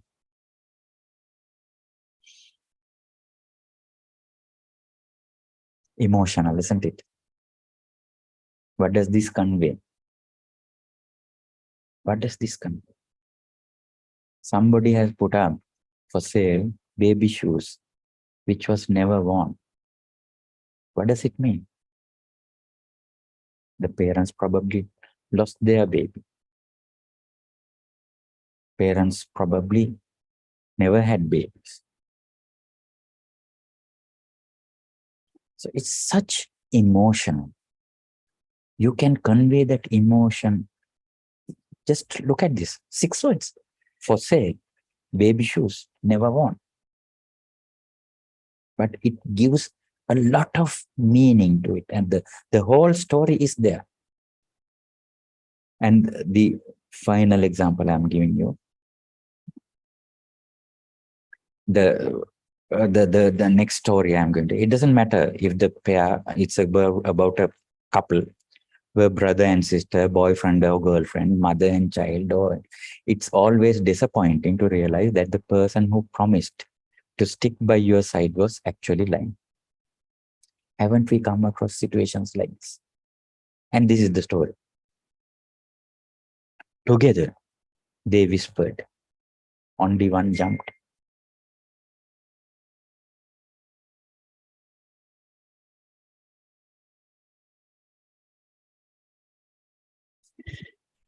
Ladies and gentlemen, I believe that you gained something out of this 1.5 hours of my presentation, and why you are afraid in doing.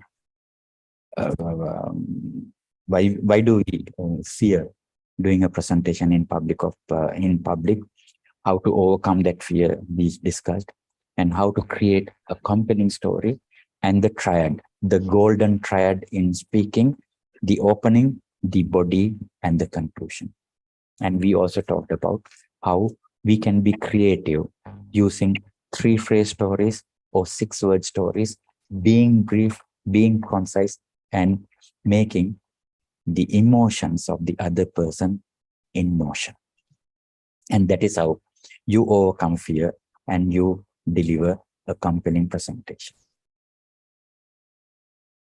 Back to you, Engineer Nalin. And before I wind up, I must thank the Magnus Academy for inviting me to do this presentation. I am so delighted to share my knowledge with a large gathering like this, so that if it was of any use, I am happy. Feel free to give your feedback or whatever. I would love it. And I wish the Magnus Academy all the best and all the success in all your endurances. And all of you who were patiently listening to me.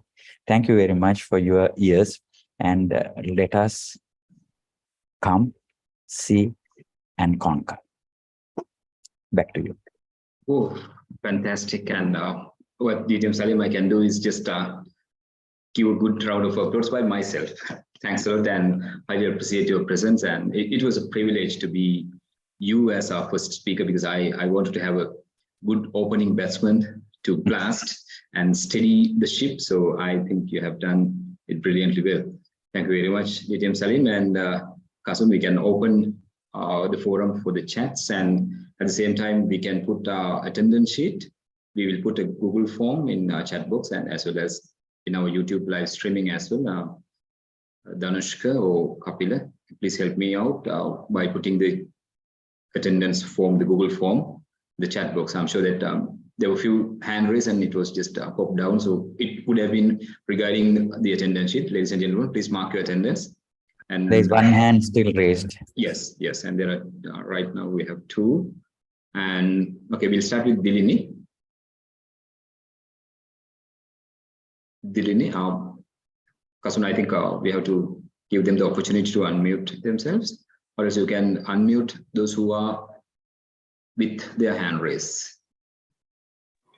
Yes, sure, Mr. All right, Dilini, we can start with Dilini. And please, please make your questions as brief as possible. And if somebody has asked already the same question, because there are a few hand raised here, and please refrain from asking again. And we'll start with Dilini. Hello, Mr. Samin. Thank you very much. It's, as you said, it's so musical. And thanks for everyone who made the session. There are three questions that I don't know whether you have time to give me answers. First one is that I have that judgmental fear. Is it possible to overcome by practicing? And the second one is the amount of the words, past tense, present tense, that there's a very big problem with me regarding that. And the final one is how we can join to Toastmasters. If you have time, please let me know. That's very important. And finally, I like to thank you again that it's very interesting whether you have a black and white presentation. It was very interactive with you. Thank you, Mr. Samin. Thank you, Nali. Thank you, Dilini, for that wonderful three questions. Yes, the first question, the fear of being judgmental. Yeah, that is quite common. Everybody has that problem. But as I told in the presentation is, remember your audience is your friend. They don't want you to be a failure. So if you remember that and you focus only on audience, right? So no matter what the audience would judge or not, because the judgment fear is only in our mind. Actually, audience, they don't want to judge you. They only want to learn something from you. So therefore, don't have that fear. Don't just get away from it. Understand that they are your friend. Right? And you talked about the number of words you have and the past tense and present tense. Now, being natural here is the key. Right? I don't know what profession you are from. I presume that you are an engineer, because the engineers have this weakness of, sticking into a formula. I myself am an engineer, so I have got over that. No, don't ever think, right, I should have 700 words, so I should have 800 words.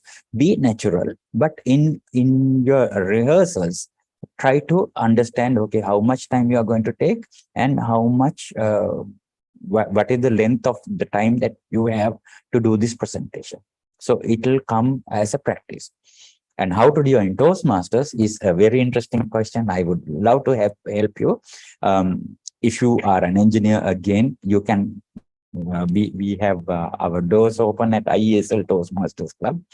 We meet every other Thursdays from 6 to 8 at IESL Vijayaram, and there are some regional IESL based Toastmasters Club also. I know for a fact there is a poor Toastmasters Club that is mainly consisting of engineers, and there are candy Toastmasters. But how you can find a Toastmasters Club is just go to the Toastmasters International website, www.toastmasters.org.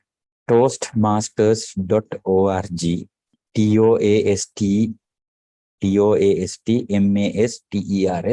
toastmasters.org. And as you enter the Toastmasters website, you will see a small yellow color button where you click to find a club. You just click on that and you can find a club. Just write an email or send a message to the club. They will respond, and thereafter, I welcome you to be a member of Toastmasters. I hope I answered your question, Dilini. Believe so. Dilini? Yeah, we'll move we'll move it with Manori Chamila. Manori Chamila, I guess. Manori Chamila? She has to be unmuted, I believe. Yes, please unmute yourself. And okay, until then, okay, she's not here. We'll move to Ravi Rupasinghe.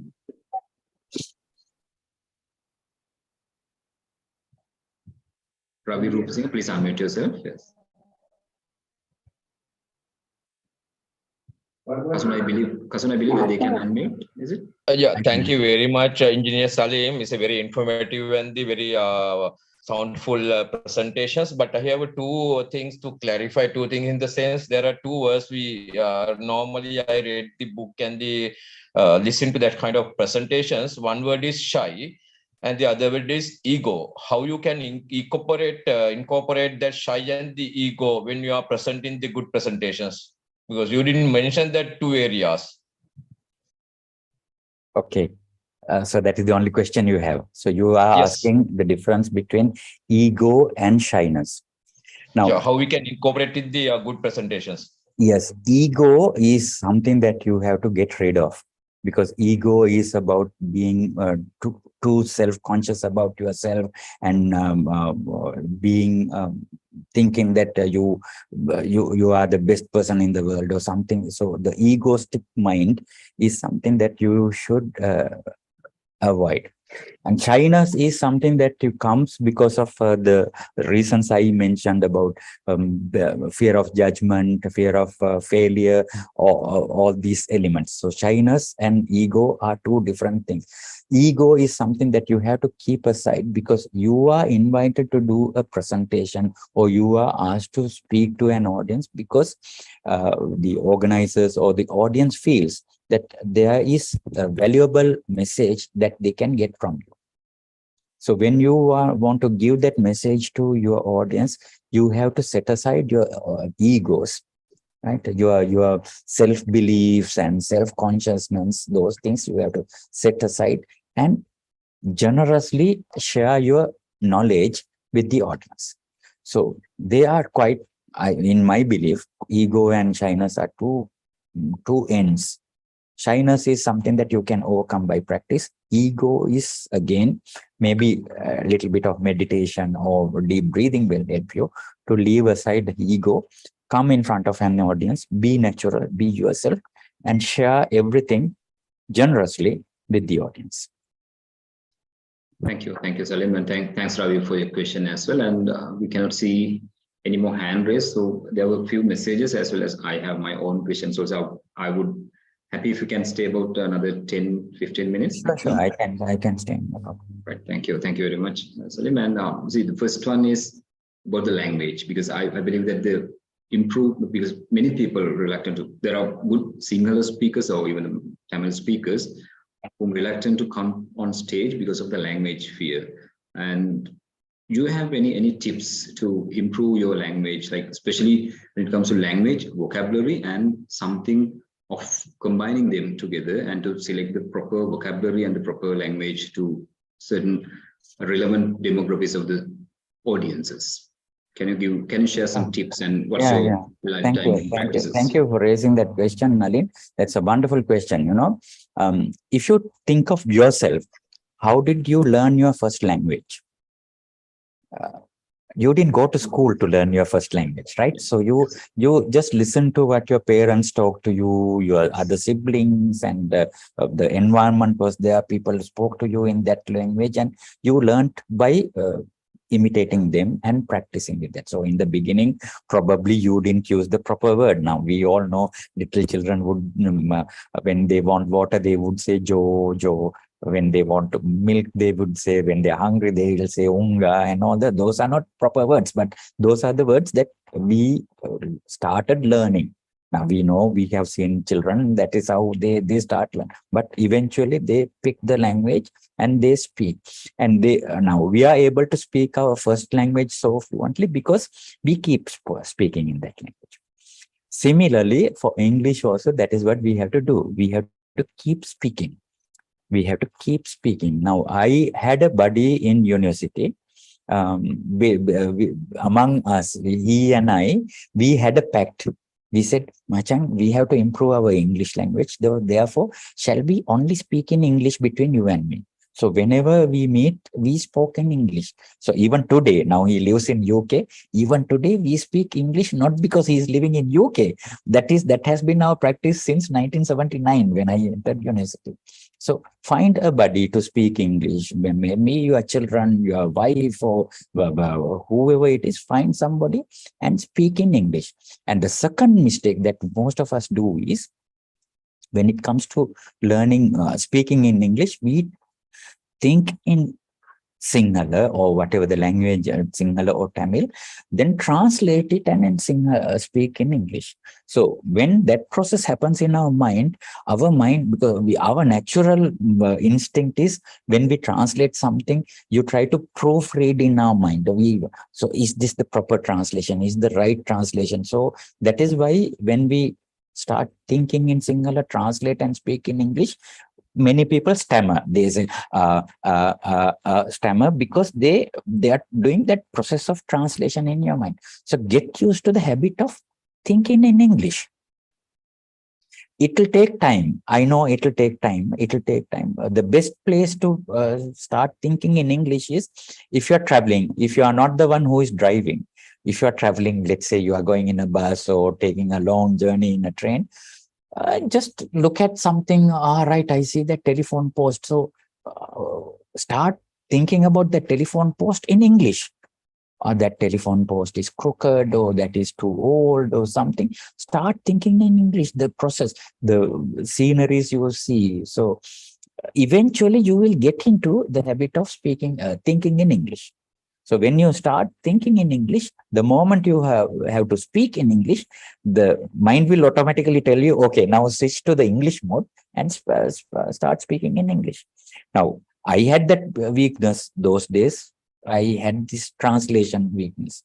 I used to translate from Sinhala to English and talk, but now I have got over it. So when I'm talking in English, I can talk in English. When I'm talking in Sinhala, I can talk in Sinhala. If it is Tamil also, I can manage a little. So I switch my thinking to that particular language. Don't worry too much about grammar and pronunciation. They will eventually come, and they will come only with reading, listening, and keeping on practicing. Thank you, Suleiman. It was really helpful. And ladies and gentlemen, again, a kind reminder for you to mark your attendance, and you have the Google form in the chat box of here in this Zoom as well as in our YouTube live streaming. So please mark your attendance. If you wish to have a certificate of the completion, so you have to have 100% attendance to be marked. We have another hand raise, Kanishka or Kanishka. Yeah, it's Kanishka, not Mr. Nalin. Please go ahead. Yeah, thank you, Mr. Salim, for that very attractive session. Actually, my question is it's my personal experience. Even I speak in 99 times on the same stage. Even I get into the 100th time, I feel still nervous in first 30 seconds. So is there a way to take out it from myself? Thank you, Kanishka, for that question. Now, do you think that I was not nervous when I came to the speak or even online? No, I I was don't know. nervous. I was nervous, it's quite natural. Nervousness is a natural thing. Now, as I said quite a many times in my presentation, everybody is nervous. The sportsmen, the singers, the performers, everybody is nervous. The first few moments, they will be nervous. I was nervous. And if you are nervous, that means you are natural. If someone says that I never get nervous, that means that person is not natural. So don't worry about that, Kanishka. If you feel nervousness, yes, that is quite natural. And it's your ability to overcome that within the first few seconds. The moment you contact, you interact with your audience and you look at the audience, then the nervousness will convert into your strength. Not that you are not nervous, you without your knowledge, your nervousness is converting into your strength, and you are using it as a method of delivering your speech properly. So don't worry, Kanishka, nervousness is quite natural. Thank you, Kanishka, and thanks for the brilliant answer, DTM Salim, because if I could retrieve one of your own answers back in Toastmasters Club in IESL, I could remember one day you told that even Barack Obama is nervous when he delivers the speech, and he do his own preparation. So yeah, obviously we all have to. Thanks for the answer. And we cannot again see any hand raised. And if you wish to ask any question, ladies and gentlemen, please raise your hand. We have about another maximum 12-13 minutes. And until then, DTM Salim, I would like to get some messages to this, especially for this younger generation, especially those who are maybe in the future, it's altogether, it's a global village. So we have to be so conversant in our communications, particularly in their professional life, as well as their personal lives. So what you recommend for them to start their career, or even before the career? Because as you mentioned, just graduated from the university and you went to Sri Lanka Telecom, then you found you're struggling. So how you prepare yourself, and maybe just after schools and at the university itself, how we can engage and improve ourselves apart from our academic life, these communication skills and leadership skills? Yeah, that is a problem I always had, Nalin. Thank you very much for asking that question now. I studied English as a subject in school, and we did our studies in the university in English medium. And we sat for the exams and we wrote answers in English and we passed, and we passed out from the university. Everything happened in English language. But the problem was when it came to conversation or speaking. So until 2004, until I came across the Toastmasters and at IESL, I didn't know how to overcome this issue. Now, yesterday, one of my classmates, lost classmate, he visited my house and we were having a nice conversation. And he told, Salim, I remember those days our English teacher used to speak with you in English. And we used to envy you because you are the only one who speaks with English teacher in English, right? And he said that he still remembers that when I speak with the English teacher, I use the language which is in the book. Like, the proper grammatical, I am going home. I want to eat rice. So those are the proper sentence structures. But when it comes to conversation, it doesn't happen that way. Like Sinhala. Now, Sinhala, when we write, we take a different style. And when we speak, we use a different style. Similarly, the English also has a different style in conversation. So you have to, number one, read, listen, and speak. If you do these three, you will be able to become a natural conversationalist. So you can speak naturally. And the best place, what transformed me was Toastmasters. 19 years ago, I took that decision. So I'm still sticking with them because Toastmasters keeps on improving me. Every day I become better after I go into a Toastmasters meeting. So that's why I'm still sticking with them. Thanks, Rod. And I got something else as well apart from that. I think the continuous engagement would definitely make you a good speaker. Definitely, because it's a skill. If you don't use the skill, your skill levels will go down naturally. So you have to keep on using the skill. Thanks a lot. And I like this answer with incorporating a nice word called envy was there within the answer. And thanks for using that nice words. Now, Fatima, we have Fatima Srak. Fatima. Yes, Yeah, thank you please. for this compelling presentation. My question is, after doing the presentation, that I'll do the presentation in confident way, but in the question and answer section, I am very afraid, and I'm going in as an empty paper because I'm afraid whether they are asking a non-question or unknown question. How we can manage this question situation, please? That's a great question, Fatima. Thank you very much for asking that. Yeah, that is again another skill that you will probably learn in Toastmasters. We call it impromptu speaking. Now, to speaking without any preparation is an art, and it is a skill too, which you can learn. Now, I talk about staying ready all the time because that is something that I learned from Toastmasters. I am able to, thankfully to Toastmasters, I am able to tackle any sort of a situation or any sort of a question. Once there was an incident where we Toastmasters, we boast that, okay, the Toastmasters can talk on any subject, any topic. So there was a forum where I attended, and the introducer in the forum said, these Toastmasters can speak on any subject. And this was to a forum of architects. I don't know whether any architects are here in this forum today. So it was a forum of architects. And the presenter, the introducer said, they will speak on any subject. And somebody in the audience shouted out saying, spatial differentiation. Nobody knew. Even I don't know what spatial differentiation is. But I had to live up to what we were promised, that they said that they will speak on any topic. So I stood up and I spoke on spatial differentiation. Now, I'm not going to say what I spoke about spatial differentiation. Fatima, what I'm saying is, when there is a question coming to you, number one is you have to carefully listen to it. Carefully listen to it and process that question in your mind. Right? When you process it in your mind, you probably can associate that question with something that you already know, or there can be a situation that you don't have any clue about the question. Right?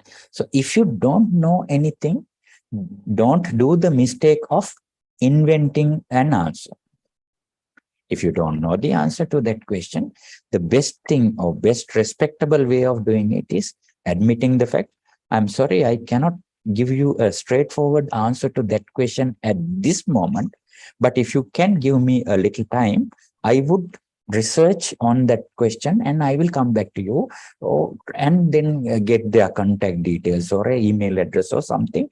Give them a promise that you will answer that question, because they are asking you the question because they think that you are an expert in the subject that you are talking. So there can be situations that you don't know a particular answer. So you can say, right, at the moment, I don't have an answer to that question, but if you give me a little time, within a day or so, I can come back to you with a proper answer. That is one thing. And number two is, this is what mostly the politicians do in talk shows and all that. They take the question and associate it to an answer that they are very conversant of. Right, so they take the question and associate it with the answer that they are conversant on, and they give that answer. So they go at length, and people finally forget what the question was, and they think, right, this was brilliant. I don't advise you to do that, but if you want to be sincere and honest, if you don't know the answer, admit the fact that you don't know, and you will come back. Never say that I don't know and don't stop. You will say, right, at the moment, I can't give you a question, answer to that question, but I will certainly come back to you with an answer. So that promise you give, so that means that you are professional enough to admit that you don't know the answer at the moment, but you are still more professional to give the answer later on. So that is the way to thing. And I would strongly suggest you to join Toastmasters and practice the art of impromptu speaking. Speaking without preparation, or speaking off the cuff, or extemporaneous speaking, or whatever you call it. You can learn that art. Technically, we call it in table topics in Table Toastmasters. topics. Yeah, thank you very much, DTM, and thanks for the answer. Now, I believe that Fatima can simply experience this portrait itself is a kind of a Q&A session being handled properly and professionally. So I was so happy to have a presenter like you, Fatima. Still, I think No, we have this is a different Fatima. Fatima. Yeah, simple Fatima. It's a different Fatima. Please, yeah, we can have that question, and we can go maximum another question, one question only, ladies and gentlemen. Yeah, we'll go with Fatima's question. Please unmute yourself, and yeah, please go ahead. So I don't know how much English to speak. Okay, no problem. How to manage this? Any books or Yeah, in fact, now you probably have heard the quotation that reading makes a full man. Conference a ready man, and I don't remember. So reading is the best for you to learn. Now, when I say reading, if you are a student or a university student, not only your subject matters. Now, subject matters sometimes can get boring. Read a story that you like, whether it is romance or horror or whatever the genre you like, you read. Reading will help you to improve your vocabulary. And then, as I said in my presentation, find a person, a good friend of yours, and start speaking with that person only in English if you want to improve your English, because you need to practice. The knowledge itself is not going to help you. It's like riding a bicycle or learning to swim. You can read a lot of books about how to swim, but you have to get into the water and swim to learn the swimming. So similarly, you have to speak. So find a good friend or a parent or a sibling or somebody, start speaking and read. Reading will definitely help you to improve your English. Reading poetry and literature definitely will enrich your vocabulary. And at the same time, listen to some audio books or video clips or whatever, where you can improve your pronunciation by listening to them. And that is the remedy I can give. And if possible, definitely join Toastmasters. Toastmasters are the best friends I have ever found in my life are Toastmasters, because every Toastmaster thinks alike, because they know the Toastmasters, their DNA is programmed in such a way. A Toastmaster is always ready to help. A Toastmaster will always help. No matter whether I am a senior Toastmaster or just joined Toastmaster or whatever, we are here to help.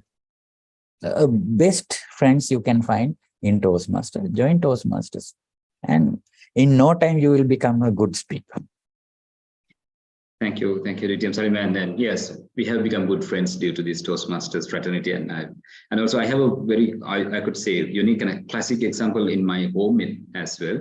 My elder son, we have never put him into English classes or anything else, but he has learned good English right now by number one, watching movies, number two, watching cricket matches, because he loved cricket and he wanted to know that what they're talking about.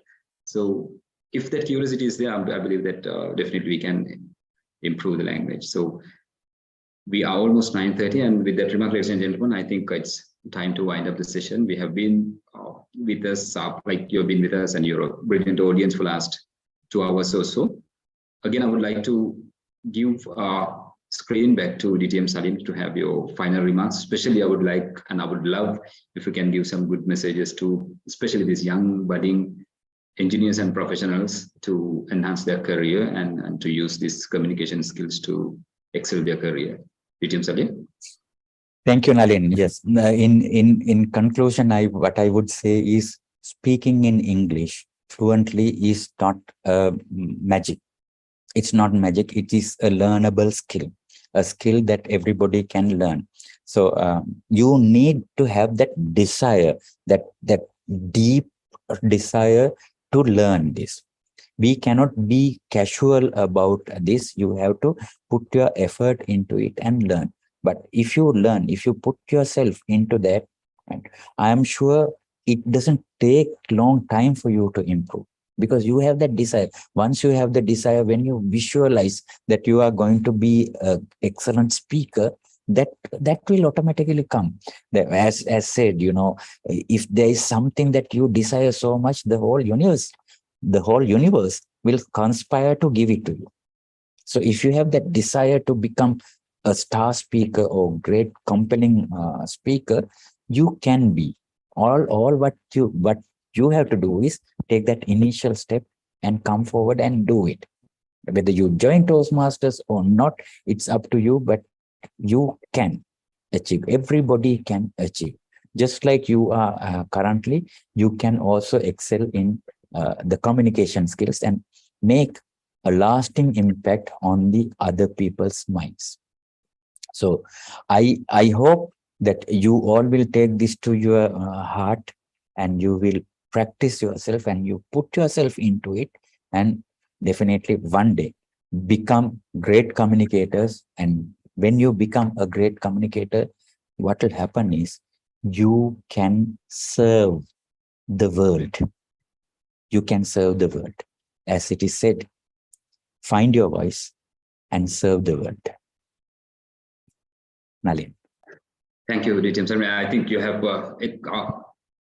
changed your 6-word strategy into 4 words, and find your voice and serve the world. That 4 words matters a lot. And thank you very much. And again, I'd like to remind you all, the audience, because that discussion with James Salim was around more than 1.5 months. And I know that you're a person who's preparing to the best, and we saw it, and it was well portrayed with your presentation. And as one of Dilini, I think Dilini highlighted that even the colors you selected, and it was brilliant.